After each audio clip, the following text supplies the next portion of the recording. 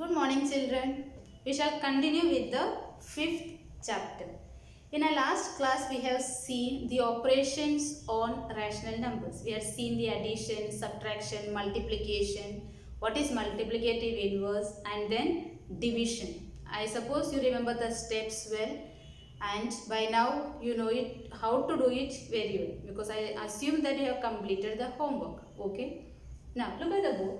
I have written two numbers over here, 2 comma 6.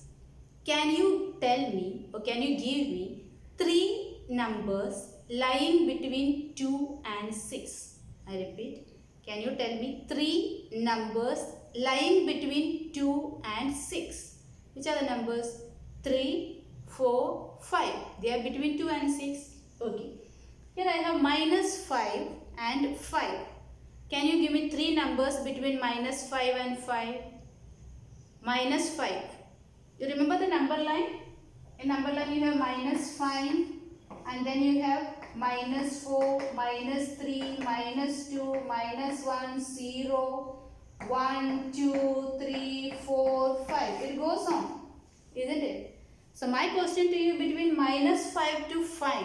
So many numbers are there between minus 5 to 5. I am asking any three numbers. You can tell me any three numbers. It can be 0, 1, 2, 3. Or you can tell me minus 4, minus 3, minus 2.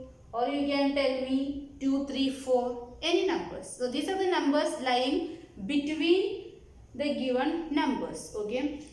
Now I have something written. 1 upon 2, comma 3 upon 5. Can you tell me three numbers lying between these fractions? That is 1 upon 2 and 3 upon 5. Is it that easy like how you did it in the natural numbers and the integers? It is not that easy. And how many numbers are there between 1 upon 2 and 3 upon 5?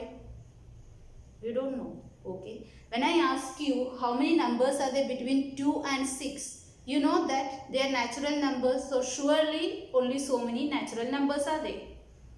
3, 4, 5. Only 3. They are limited.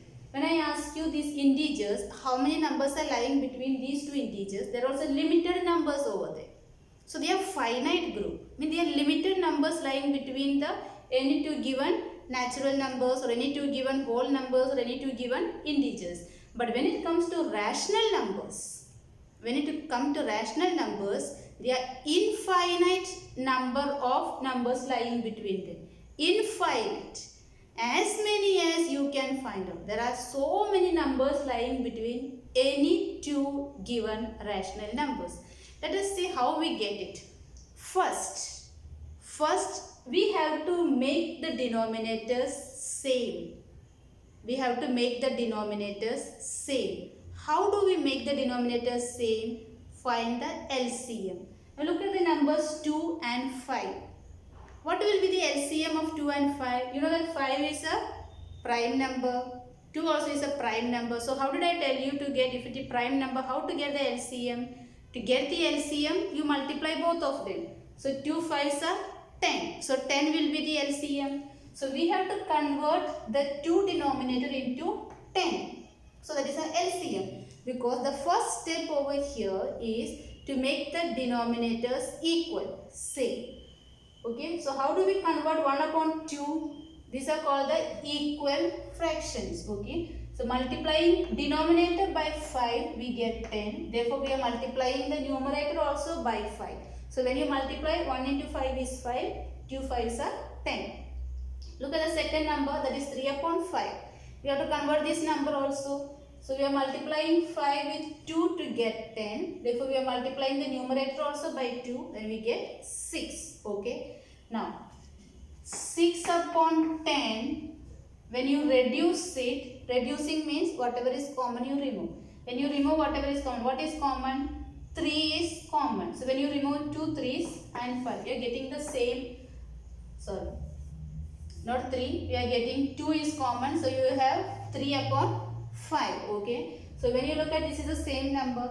So the number what we are converting into is the equivalent fraction. When we multiply the numerator and the denominator by the same number. Okay. So we are converting to the equivalent fractions to get equal denominators. This was our first step. So our numbers were 1 upon 2. Now the number is become 5 upon 10 and 6 upon 10. 5 upon 10 and 6 upon 10. Now I want to find out 3 numbers lying between them. So we know that after 5, 6 only comes. Still we cannot get 3 numbers lying between them. So what we do next? We multiply them, the numerator and denominator, by 10. Okay. So multiply the numerator by 10, multiply the denominator by 10, multiply the numerator by 10, multiply the denominator by 10. So we get 50 upon 100, 60 upon 100. Now you can tell me numbers lying between 50 upon 100 and 60 upon 100. What will the numbers be? 51 upon 100, 52 upon 100, 53 upon 100, 54 upon 100, 55 upon 100, goes on till 60 upon 100. Okay. So I repeat, how do we find numbers lying between any two given fractions or rational numbers? First step, make the denominators same. That is, find the LCM of the denominators. Convert the numbers into that equivalent fraction.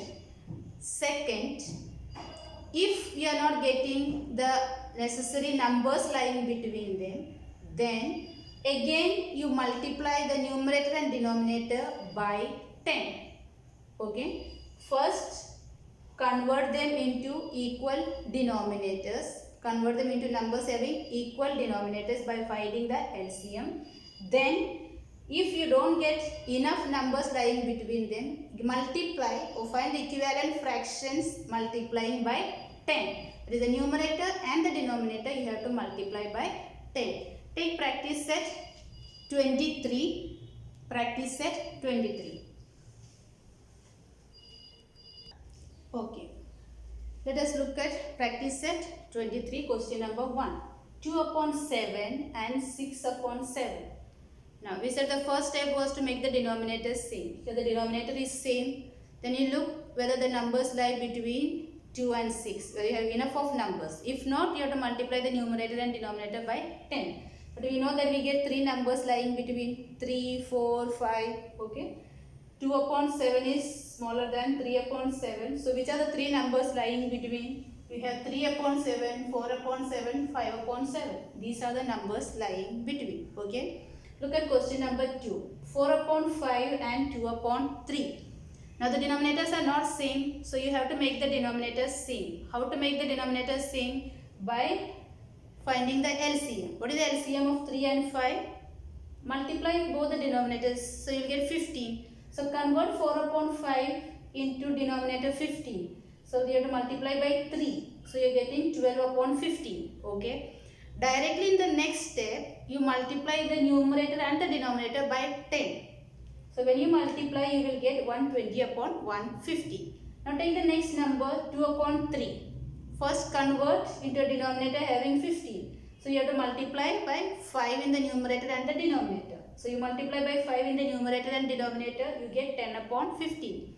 Then multiply the numerator and denominator by 10. So you will get 100 upon 150. Why are we multiplying the numerator and denominator by 10? So that we get a bigger number and we have enough of numbers lying between them. Okay. In the next steps, then we have the numbers. Our given numbers were 4 upon 5 and 2 upon 3. 4 upon 5 we have converted into 120 upon 150. 2 upon 3 we have converted into 100 upon 150. So now our numbers are 120 upon 150 and 100 upon 150. The rational numbers lying between these two given numbers are, we look at the numbers 100 and 120. You have between them 18 numbers, 101, 102, 103, 104 upon 150. So you can go on writing how many numbers you are asked for. This is the step actually required. Okay. If the denominators are not same, first you make them multiplying by the other denominator. That is how to find the LCM. Then you multiply by 10. Directly multiply the numerator and denominator. So you get a bigger number and you get enough of numbers lying between them. Okay. And then you write which are the rational numbers lying between them. Look at the next question. Minus 3 upon 4 and 5 upon 4. Now you can see the denominator is same. If the denominators are same, just look at the number of the numerator. Minus 3 and 5. Do we get 3 numbers lying between them? Surely. Minus 3, minus 2, minus 1, 0, 1, 2, 3, 4. We want only 3 numbers. So you can choose any 3 numbers lying between them. And then you can write these are the 3 rational numbers lying between the given numbers minus 3 upon 4 and 5 upon 4. The concluding statement has to be written like this everywhere. Okay. Look at the next number. You have 0 and minus 3 upon 4.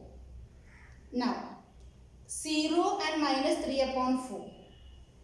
We know that any 0 can be written as, we said first make the denominator same. 0 can be written as the denominator is 4. I can write it as 0 upon 4. Then I will get 0 upon 4 and minus 3 upon 4. 0, then you have minus 1 upon, minus 2 upon. Then I will not get 3 numbers lying between. So what you should do? Make it as 8.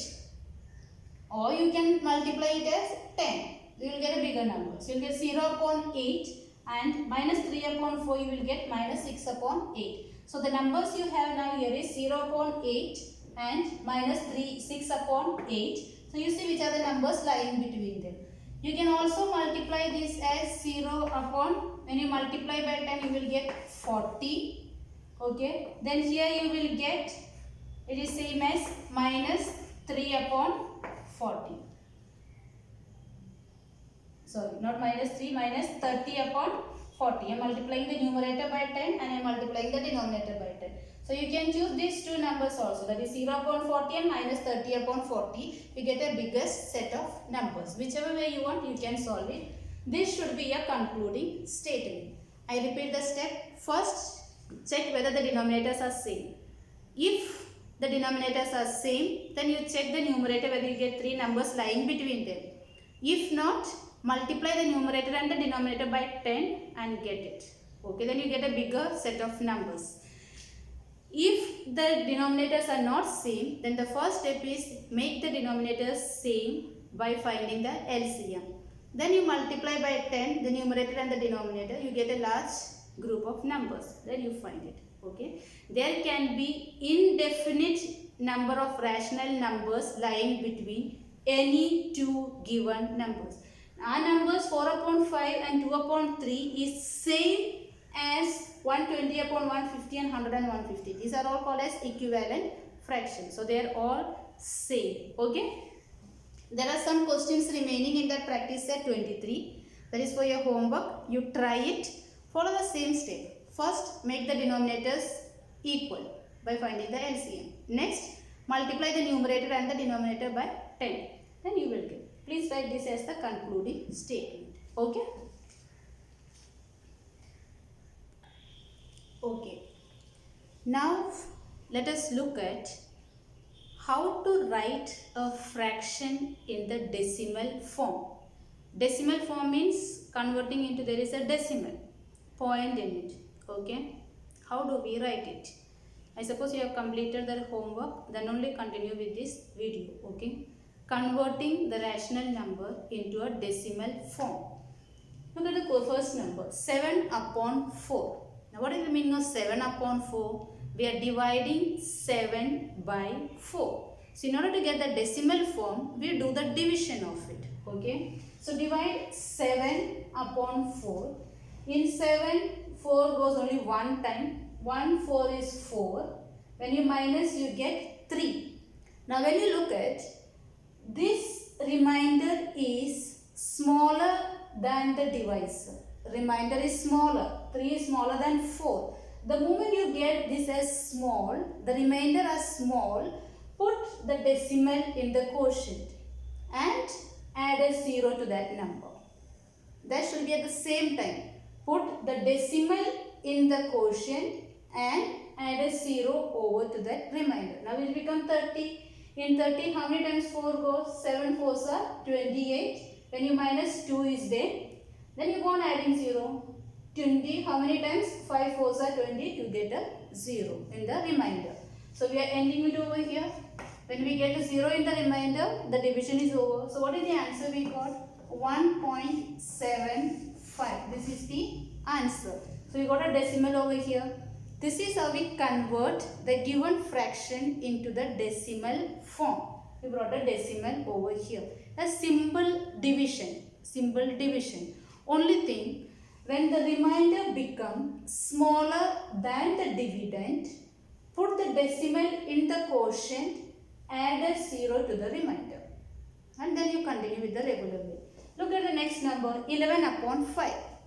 You are dividing 11 by 5. How many times 5 goes in 11? 2 times. 2 5s are 10. When you minus, you get 1.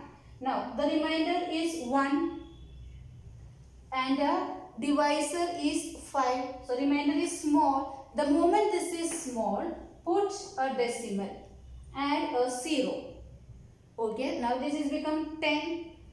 How many times 5 goes in 10? 2 5s are 10. So, you got 0 over there. So, what is the answer over here? 2.2. So, the 11 upon 5 is converted into a decimal form. How did we do it? The moment remainder becomes smaller than the divisor, put a decimal in the quotient, add a 0. Okay. Look at the next one, 2 upon 11. It is 2 upon 11. Now we know that 2 is smaller than the divisor. When the number is smaller, put a decimal and add a 0.